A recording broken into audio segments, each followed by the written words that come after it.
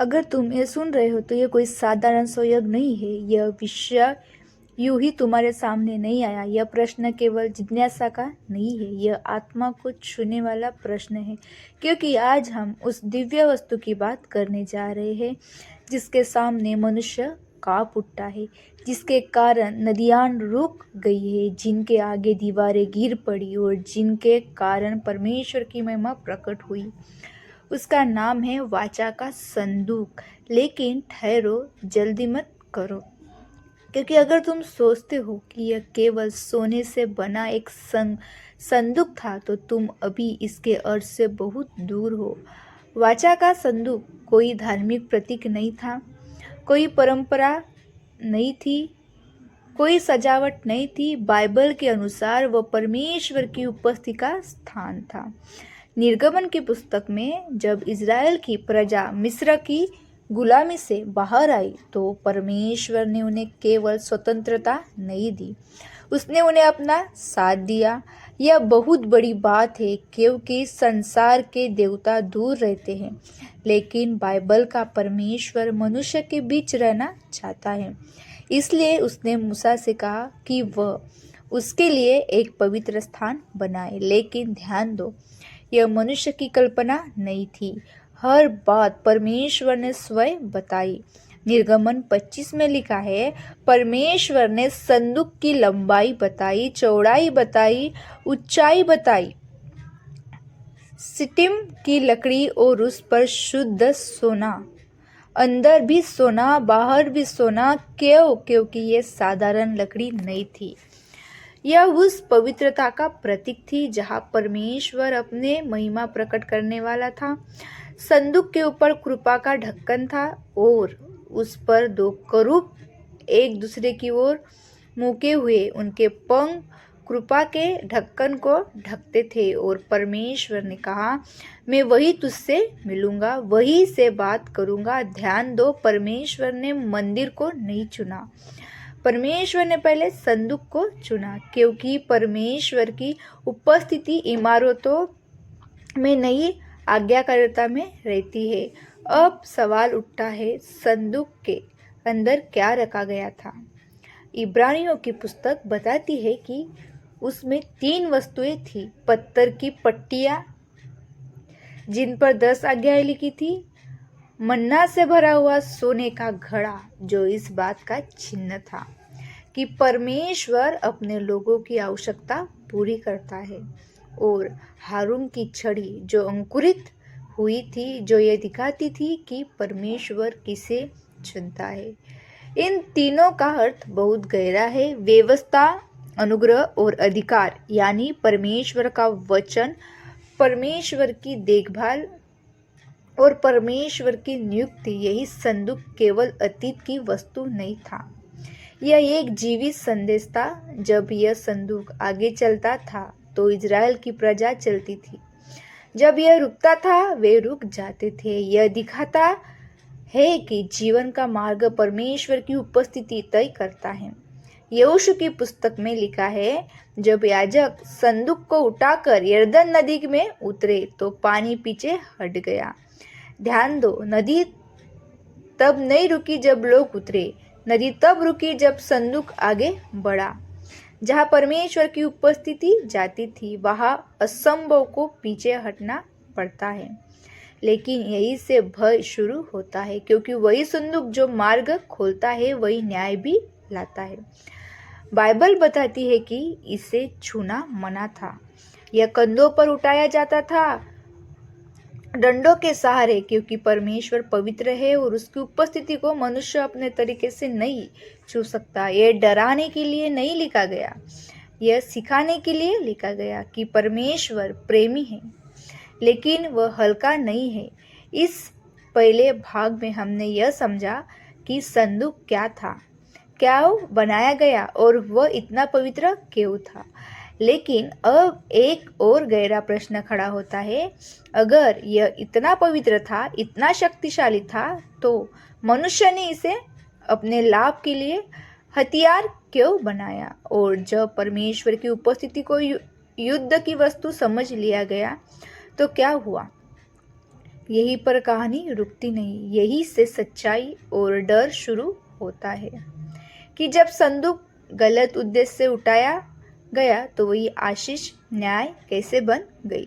अगर तुम सोचते हो कि परमेश्वर हमेशा चुप रहता है, यही से कहानी और गहरी हो जाती है, क्योंकि जब हम उस स्थान पर पहुंचते हैं जहां मनुष्य ने परमेश्वर की उपस्थिति को समझने की बजाय उपयोग करना शुरू कर दिया, जब इज़राइल की प्रजा अपने शत्रुओं के सामने कमजोर महसूस करने लगी, तो उन्होंने एक घातक गलती की। उन्होंने पूछा नहीं कि परमेश्वर क्या चाहता है, उन्होंने केवल ये सोचा कि अगर संदूक हमारे साथ होगा तो हम जीत जाएंगे। एक शमूएल की पुस्तक बताती है कि इज़राइल फिलिस्तीनियों से हार गया। हार के बाद उन्होंने आत्ममदन नहीं किया, उन्होंने पश्चाताप नहीं किया। उन्होंने कहा, आओ यहोवा की वाचा का संदूक शीलो से हमारे पास ले आए। ध्यान दो, उन्होंने यह नहीं किया कि हम परमेश्वर के पास चले। उन्होंने कहा, संदूक ले आओ। यही से समस्या शुरू होती है। जब मनुष्य परमेश्वर की उपस्थिति को संबंध नहीं बल्कि सुरक्षा समझने लगता है।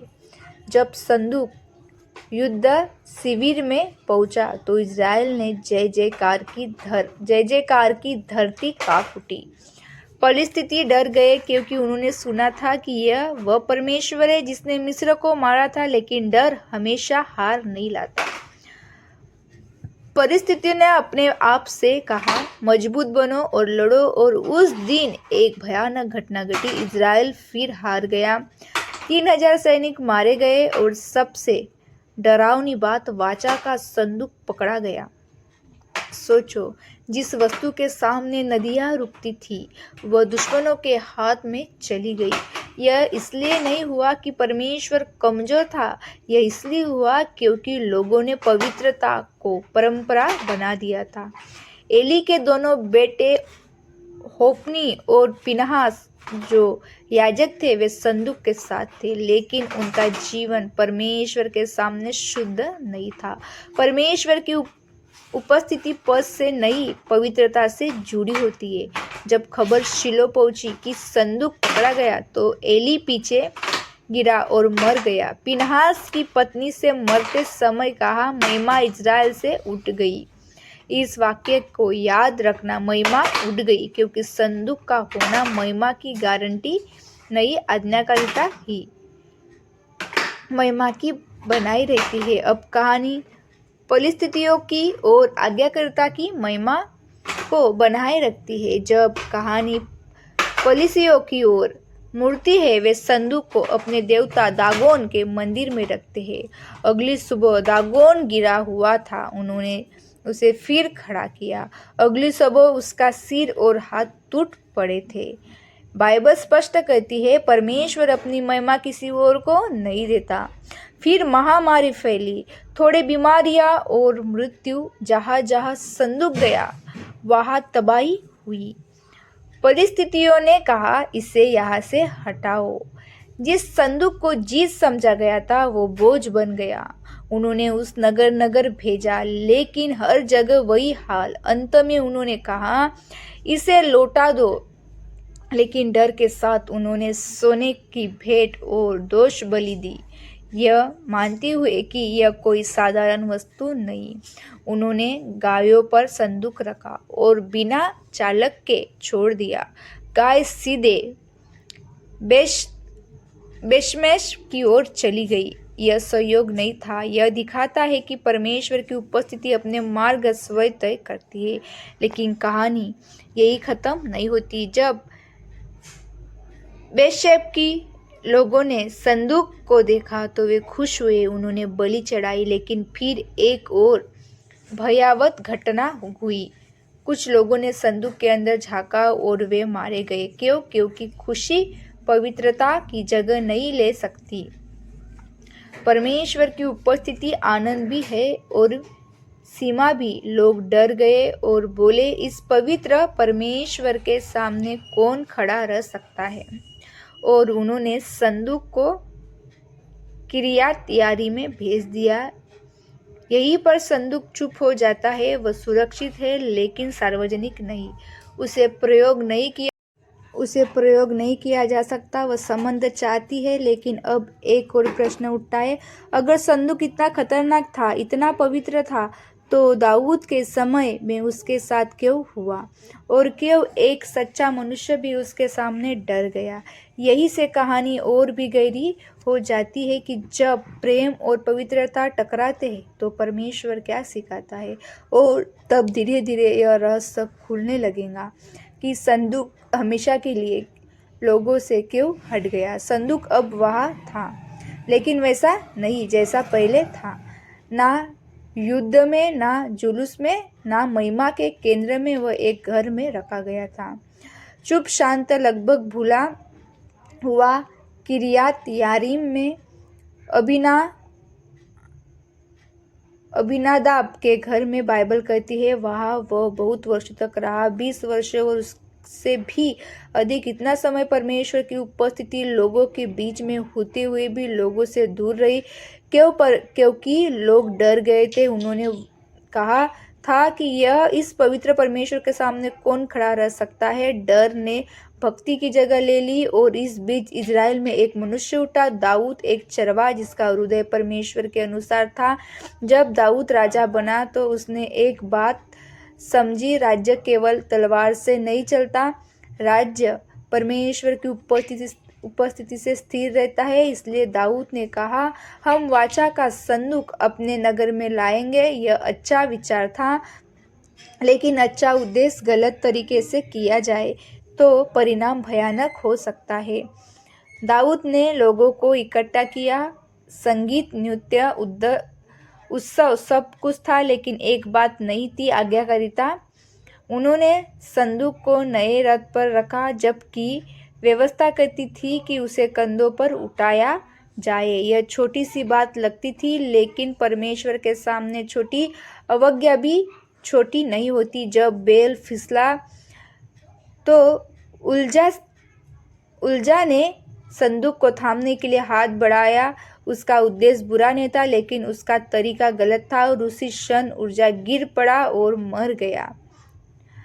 पूरा उत्सव रुक गया, संगीत चुप हो गया और दाऊद डर गया। उसने कहा, यहोवा का संदूक मेरे पास कैसे आए? ध्यान दो, दाऊद ने संदूक को दोष नहीं दिया। उसने स्वयं को परखा और उसने संदूक को ओबेदोम के घर में छोड़ दिया। 3 महीने और 3 दिन महीनों में एक अद्भुत बात हुई। यहोवा ने ओबेदोम के घर को आशीष दी, सब कुछ फलने फूलने लगा। यह संदेश साफ था, संदूक मृत्यु नहीं लाता, अवज्ञा मृत्यु लाती है। जब दाऊद ने यह सुना तो उसने फिर प्रयास किया, लेकिन इस बार उसने शास्त्र के अनुसार किया। याजक कंधे डंडे हर 6 कदम पर बलि और दाऊद राशि वस्तुओं में नहीं बल्कि विनम्रता में वो नाचा, लोगों के सामने नहीं, परमेश्वर के सामने। लेकिन यहाँ भी एक परीक्षा थी। मिकल, दाऊद की पत्नी, उसने दाऊद को तुच्छ जाना क्योंकि वह राजा होकर ऐसे नाच रहा था। लेकिन परमेश्वर ने दाऊद की विनम्रता को स्वीकार किया और मकल का गर्भ बंद रहा। यह कठोर लगता है, लेकिन यह सिखाता है परमेश्वर दिखावे से नहीं, हृदय से प्रसन्न होता है। अंततः संदूक दाऊद के नगर में पहुंचा, बलियां दी गई, आशीष बांटी गई और परमेश्वर की उपस्थिति फिर से केंद्र में आई। लेकिन कहानी यही खत्म नहीं होती, क्योंकि अब एक और चरण आता है, मंदिर, दाऊद की इच्छा लेकिन परमेश्वर की योजना। और फिर अचानक संदूक का नाम बाइबल के पन्नों से धीरे धीरे गायब होने लगता है। कोई युद्ध नहीं, कोई घोषणा नहीं, कोई विदाई नहीं, बस मौन। और यही मौन सबसे बड़ा संकेत है, क्योंकि अगले भाग में हम देखेंगे जब मंदिर खड़ा हुआ और फिर भी संदूक का उल्लेख क्यों समाप्त होने लगा। और तब तक प्रश्न और गहरा होगा, अगर परमेश्वर अभी भी बोल रहा था तो क्यों वह बिना संदूक के बोल रहा था? नहीं, यही से असली रहस्य धीरे धीरे खुलना शुरू होगा। अब कहानी एक ऐसे मोड़ पर पहुंचती है जहां शब्द कम पड़ने लगते हैं, क्योंकि जब हम उस समय में प्रवेश करते हैं जब परमेश्वर का घर बन चुका था, लेकिन परमेश्वर की सबसे पवित्र वस्तु दिखाई नहीं देती। दाऊद चला गया, उसकी इच्छा अधूरी रह गई, लेकिन उसका पुत्र सुलेमान राजा बना और सुलेमान ने वही किया जो दाऊद करना चाहता था। उसने यहोवा के लिए एक भव्य मंदिर बनाया। पत्थर, सोना, देवदार की लकड़ी, सब कुछ वैसा ही जैसा कभी नहीं देखा गया था। मंदिर तैयार हुआ। फिर वह दिन आया जब यहोवा की उपस्थिति उस मंदिर में लाई जानी थी। याजक, लेवी, बलिदान, धूप, सब कुछ था। लेकिन ध्यान दो, इस पूरे वर्णन में एक चीज अचानक गायब है, वाचा का संदूक। बाइबल ये नहीं कहती कि वह वहाँ नहीं था, लेकिन वह यह भी नहीं कहती कि वह वहाँ था। और यही चुप्पी सबसे ज्यादा बोलती है। एक राजा 8 में लिखा है कि याजक पवित्र स्थान में गए और जब वे बाहर आए तो बादल ने मंदिर को भर दिया। यहोवा की महिमा इतनी प्रबल थी कि याजक खड़े ना रह सके। ध्यान दो, महिमा आई लेकिन संदूक का वर्णन नहीं आया। यह पहली बार था जब परमेश्वर की उपस्थिति बिना किसी विवरण के प्रकट हुई। क्या इसका अर्थ यह है कि परमेश्वर अब किसी वस्तु पर निर्भर नहीं था, या क्या वह मनुष्य को कुछ सिखा रहा था? इसके बाद समय आगे बढ़ता है, राजा बदलते हैं, भविष्यवक्ता आते हैं, इर्मिया, एशाया या एजकेल के परमेश्वर की बातें करते हैं, न्याय, चेतावनी, आशा, लेकिन संदूक का नाम लगभग समाप्त हो जाता है। इर्मिया 3 कहता है, वह समय आएगा जब लोग यह नहीं कहेंगे, यहोवा की वाचा का संदूक ना वह याद किया जाएगा, ना उसका स्मरण होगा, ना वह बनाया जाएगा। यह वचन चौंकाता है, क्योंकि यह स्पष्ट करता है परमेश्वर किसी वस्तु से बंधा नहीं है। फिर यह जकेल का दर्शन आता है, मंदिर, लेकिन एक अलग मंदिर, और वह संदूक का वर्णन नहीं, लेकिन महिमा, परमेश्वर की महिमा। फिर एक और भयावह घटना होती है, बाबुल आता है, यरूशलेम गिरता है, मंदिर नष्ट होता है, लेकिन बाइबल अभी भी यह नहीं बताती कि संदूक का क्या हुआ। ना यह लिखा है कि वह लूटा गया, ना लिखा है कि वह जलाया गया, बस मौन। और यही मौन अब सवाल बन जाता है, अगर मंदिर नष्ट हो गया तो संदूक कहाँ गया? क्या परमेश्वर ने उसे छिपा लिया, या क्या उसका उद्देश्य पूरा हो चुका था? एक बात साफ है, इसके बाद इजराइल कभी भी संदूक के साथ युद्ध में नहीं गया, कभी भी उसे केंद्र में नहीं रखा। क्यों? क्योंकि शायद परमेश्वर मनुष्य का ध्यान वस्तु से हटाकर सत्य की ओर ले जा रहा था। और जब हम बहुत पास आ चुके हैं उस बिंदु के जहां यह रहस्य खुलेगा, क्योंकि अगले भाग में हम देखेंगे कि बाइबल आखिरकार इस प्रश्न का उत्तर कैसे देती है, वाचा का संदूक आज कहाँ है? अब हम उस स्थान पर खड़े हैं जहां प्रश्न समाप्त होते हैं और सत्य बोलना शुरू करता है, क्योंकि यह भाग किसी कल्पना का नहीं, किसी कहानी का नहीं, यह केवल बाइबल का निष्कर्ष है। जब तक हमने देखा कि वाचा का संदूक परमेश्वर की उपस्थिति का चिन्ह था, लेकिन अब सवाल है क्या परमेश्वर की उपस्थिति आज भी किसी संदूक में बंद है, या क्या वह इससे कहीं आगे जा चुकी है? बाइबल हमें धीरे धीरे इस उत्तर तक लाती है। पहले भविष्यवक्ताओं के द्वारा इर्मिया ने कहा था, वह समय आएगा जब लोग वाचा के संदूक को ना याद करेंगे, ना खोजेंगे। यह इसलिए नहीं कि वह महत्वहीन था, बल्कि इसलिए कि उसे बड़ा कुछ आने वाला था। फिर समय आगे बढ़ता है और एक दिन यूहन्ना लिखता है, वचन देह बिना और हमारे बीच रहा। ध्यान दो, परमेश्वर अब लकड़ी और सोने के बीच नहीं, बल्कि मनुष्य के बीच रहने आया। यीशु मसीह वह मंदिर में गया, लेकिन उसने कभी संदूक की खोज नहीं की। क्यों? क्योंकि वह स्वयं परमेश्वर की उपस्थिति था। यीशु ने कहा, इस मंदिर को गिरा दो और मैं उसे 3 दिन में खड़ा कर दूंगा। वह किसी भवन की बात नहीं कर रहा था, वह अपने शरीर की बात कर रहा था। और जब वह क्रूस पर मरा तो मंदिर का पर्दा ऊपर से नीचे तक फट गया। ध्यान दो, अब कोई पवित्र स्थान अलग नहीं रहा, अब कोई संदूक छिपा हुआ नहीं रहा, मार्ग खुल गया। फिर प्रेरितों की पुस्तक बताती है, पवित्र आत्मा उतरा आग की जीवाओं के सामने। अब परमेश्वर एक स्थान में नहीं, हर विश्वास करने वाले में निवास करने लगा। पौलुस लिखता है, क्या तुम नहीं जानते कि तुम परमेश्वर का मंदिर हो और परमेश्वर का आत्मा तुम में वास करता है? यही अंतिम उत्तर है। वाचा का संदूक अब किसी गुफा में नहीं, किसी पहाड़ में नहीं, किसी खोई हुई जगह में नहीं, बल्कि परमेश्वर की उपस्थिति अब हृदय में है जो विश्वास करता है। इसलिए बाइबल कभी भी संदूक की वापसी की भविष्यवाणी नहीं करती, क्योंकि उसका उद्देश्य पूरा हो चुका है। वह संकेत था और संकेत सत्य की ओर ले जाता है। आज अगर तुम यह सुन रहे हो तो यह कोई संयोग नहीं, परमेश्वर तुम्हारे पास आना चाहता है, किसी वस्तु के द्वारा नहीं, बल्कि अपने आत्मा के द्वारा। यही रहस्य था, यही उत्तर है और यही सुसमाचार है।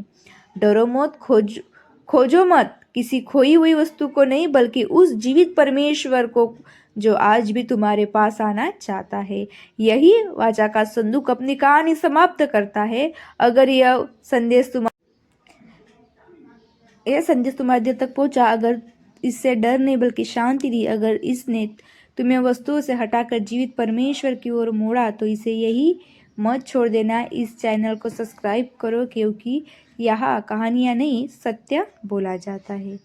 यहाँ रहस्य डराने के लिए नहीं, विश्वास मजबूत करने के लिए खोले जाते हैं। और अगली बार जब हम फिर मिलेंगे तो शायद परमेश्वर तुम्हारे जीवन को कोई और उत्तर खोल रहा होगा। सब्सक्राइब करो और इस यात्रा का हिस्सा बने रहो।